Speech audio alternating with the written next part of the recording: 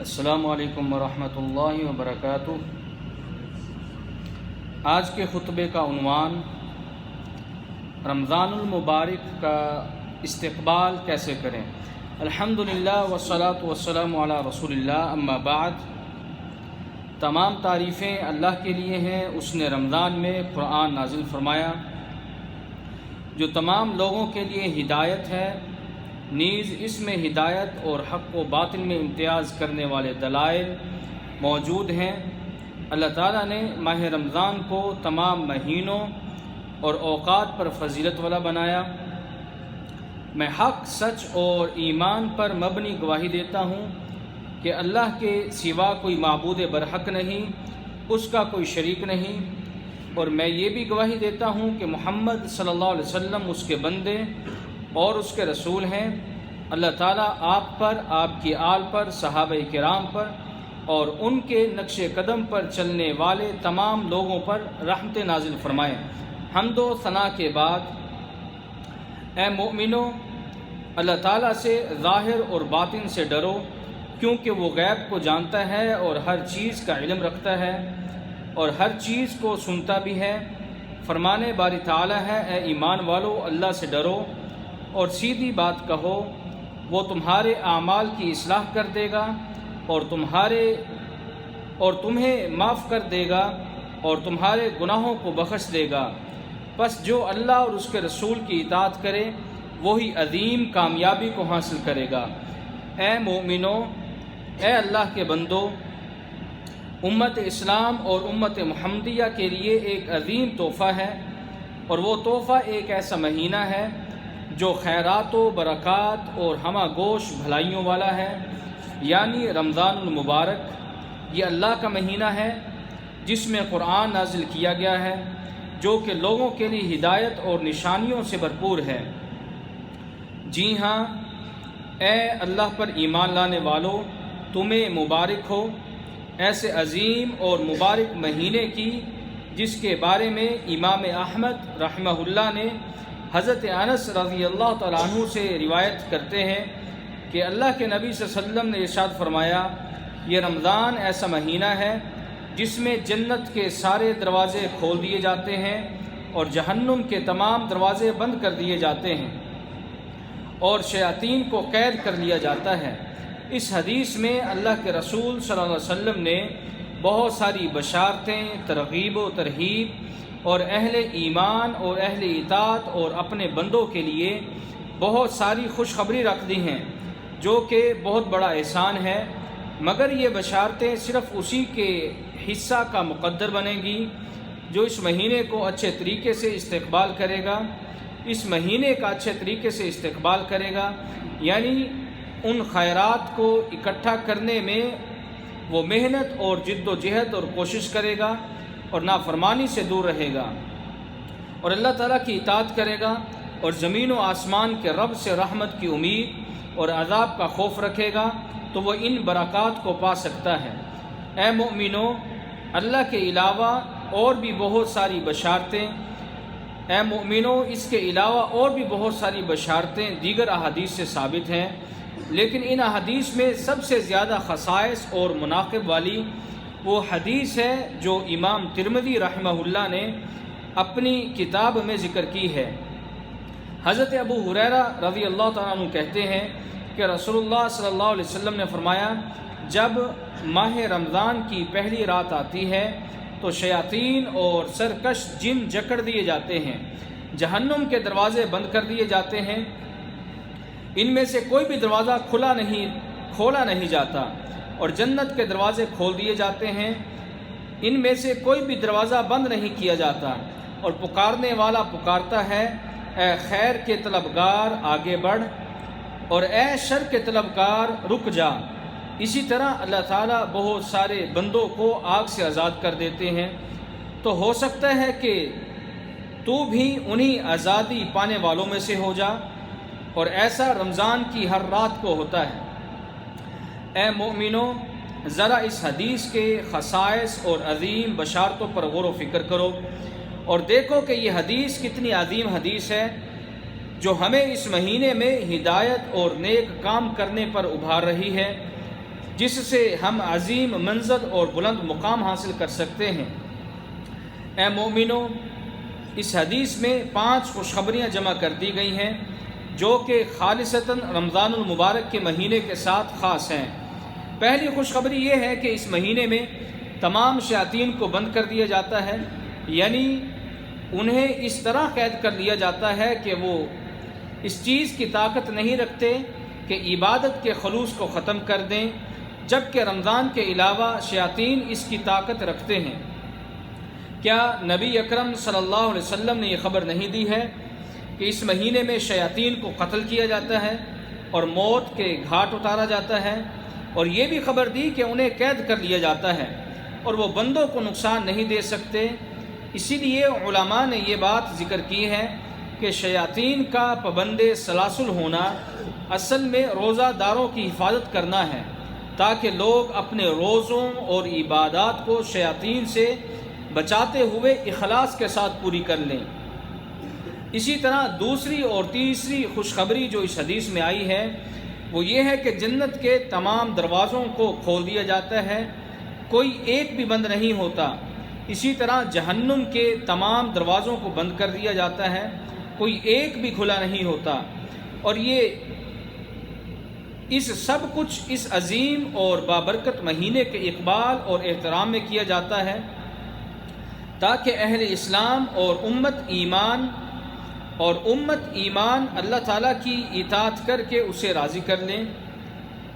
تاکہ اہل ایمان اور امت اسلامیہ اللہ تعالیٰ کی اطاعت کر کے اسے راضی کر لے۔ یہی وہ اطاعات اور عبادات ہیں جن کی وجہ سے نیران یعنی جہنم کے دروازے بند اور جنت کے دروازے کھول دیے جاتے ہیں۔ اے مومنو، اسی طرح چوتھی چیز اس حدیث میں جو آئی ہے کہ ایک منادی کرنے والا منادی کرتا ہے، اور ظاہر سی بات ہے کہ وہ اللہ تعالیٰ کے فرشتوں میں سے ایک ایسا فرشتہ ہے جسے اللہ نے صرف اسی کام کے لیے متعین کر رکھا ہے کہ وہ رمضان کی ہر رات آواز لگائے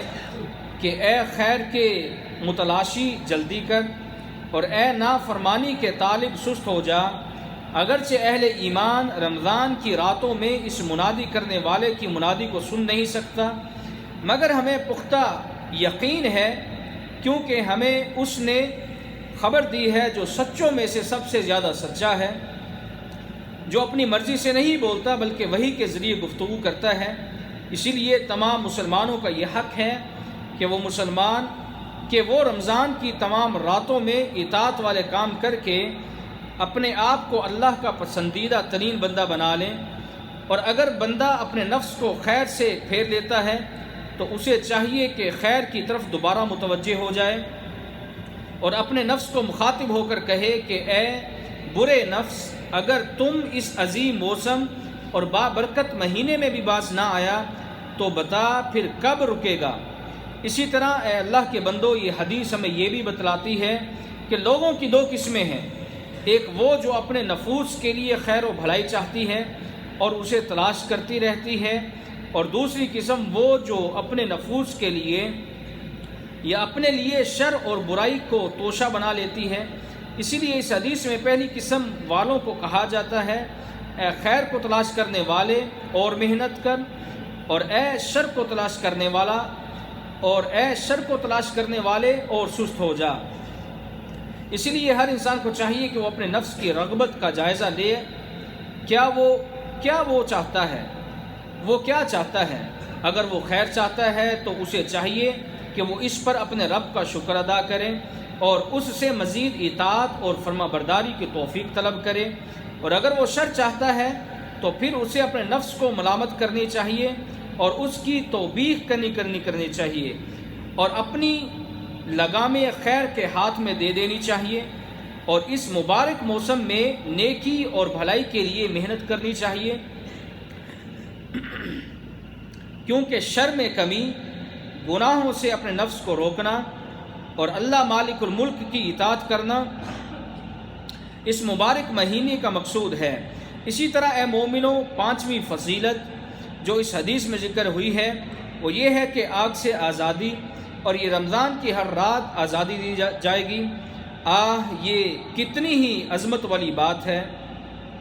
اور کیسا عظیم تحفہ ہے جو سچے مومنوں کو دیا جاتا ہے۔ ایسے تحفے کے حصول کے لیے صرف وہ تغدو کر سکتا ہے جس کا دل اللہ سے ڈرنے والا ہے۔ اے اللہ کے بندو، اس عظیم خیر کو حاصل کر لو اور ان اسباب اور وسائل کو اختیار کرو جو سبب بنتے ہیں جہنم سے آزادی دلانے میں۔ یہی اسباب اللہ سے امید دلاتے ہیں، یہی آپ کا اچھا استقبال ہوگا رمضان کے لیے۔ اسی لیے سچے اور کھرے ہو جائیں اللہ تعالیٰ کی عبادت میں، اور اخلاص لائیں اپنے نیک اعمال میں، اور اس کے رسول کی سچی اتباع کریں۔ اللہ تعالیٰ اپنے رسول پر درود و سلامتی نازل فرمائیں۔ اے مومنو، ہم عنقریب ایک عظیم موسم کا، عزت والے مہینے کا استقبال کرنے والے ہیں جس میں ہمہ قسم کی خیرات موجود ہیں۔ جس نے اللہ تعالیٰ کے لیے ان بھلائیوں کو سمیٹ لیا، گویا کہ اس نے اس مہینے کے اوقات کو غنیمت جان لیا۔ اسی لیے اپنے نفس کو اللہ کی اطاعت پر لگا دیں، اور یاد رکھیں کہ رمضان میں عظیم ترین اجر اللہ تعالیٰ کا ذکر کرنے سے ملتا ہے۔ اے اللہ کے بندو، عبادت میں اطمینان، سکون اور امن کی ضرورت ہوتی ہے۔ چنانچہ اگر دلوں میں دہشت، رعب، خوف و ہراس گھر کر جائے تو عبادت میں خشوع و خضوع پیدا نہیں ہو سکتا، بلکہ رکوع سجود میں لذت ہی نہیں رہتی۔ اللہ تعالیٰ نے ہم پر ڈھیروں نعمتیں برسائیں، ہمیں امن و امان کی دولت سے نوازا۔ اس وقت جن فتنوں سے دیگر لوگ نبرد آزمائے ہیں، ہمیں ان سے محفوظ رکھا۔ ان فتنوں کی وجہ سے ان کے مال و جان، املاک اور اتفاق و اتحاد سب کچھ تباہ و برباد ہو گیا ہے۔ امن و امان بہت بڑی اور انمول اللہ کی ایک نعمت ہے۔ اس کی قدر اسی کو معلوم ہے جن کا امن و امان چھن گیا۔ اس لیے ہم پر ہر وقت اور ہر لمحے اللہ کا شکر ادا کرنا واجب ہے۔ امن و امان اور نعمت ایمان پر یا اللہ تیرا ہی شکر کرتے ہیں۔ اللہ تو نے ہمیں رمضان ایک بار پھر نصیب فرمایا، اس پر ہم تیرا شکر ادا کرتے ہیں۔ اسی طرح اے ایمان والو، ہمیں ایک چیز پر متنبہ رہنا چاہیے، اور وہ یہ کہ کسی مسلمان کے لیے جائز نہیں ہے کہ وہ رمضان کے استقبال کی غرض سے رمضان آنے سے پہلے 1 یا 2 دن کا روزہ رکھے، کیونکہ صحیح مسلم میں رسول اکرم صلی اللہ علیہ وسلم کی حدیث ہے، آپ نے فرمایا، جو کہ حضرت ابو ہریرہ روایت کرتے ہیں، آپ نے فرمایا، رمضان سے بیشکی 1 یا 2 روزے مت رکھو، مگر وہ شخص جو ہمیشہ 1 دن میں روزہ رکھا کرتا تھا اور وہی دن آ گیا تو وہ اپنے مقرر دن میں رکھے۔ مثلا جمعرات اور جمعے کو روزہ رکھتا تھا اور 29 اور 30 تاریخ میں شعبان کے وہی دن آ گئے تو وہ رکھ لے، اس میں کوئی حرج والی بات نہیں۔ اسی طرح رمضان سے پہلے شک کا روزہ رکھنا بھی درست نہیں ہے، جیسا کہ جامع ترمذی میں حضرت عمار رضی اللہ تعالیٰ عنہ کی روایت میں ہے کہ نبی اکرم صلی اللہ علیہ وسلم نے فرمایا، جس نے شک کا روزہ رکھا، یعنی رمضان کا چاند بادل یا غبار کی وجہ سے نظر نہیں آیا تو بندے نے روزہ رکھ لیا رمضان کا سمجھ کر، تو گویا اس نے ابوالقاسم کی نافرمانی کی۔ اور یاد رکھیں کہ ابوالقاسم نبی اکرم صلی اللہ علیہ وسلم کی کنیت تھی۔ اے اللہ، اے ہمارے رب، اے بزرگی والے، اے اکرام والے، اے حی و قیوم، اس مبارک مہینے کو ہم سب کے لیے بابرکت بنا دے، اور اس مہینے میں تمام قسم کی بھلائیوں کو اکٹھا کرنے کی توفیق عطا فرما۔ اے حی و قیوم، اے جلال و اکرام والے، وآخر دعوانا الحمدللہ رب العالمین۔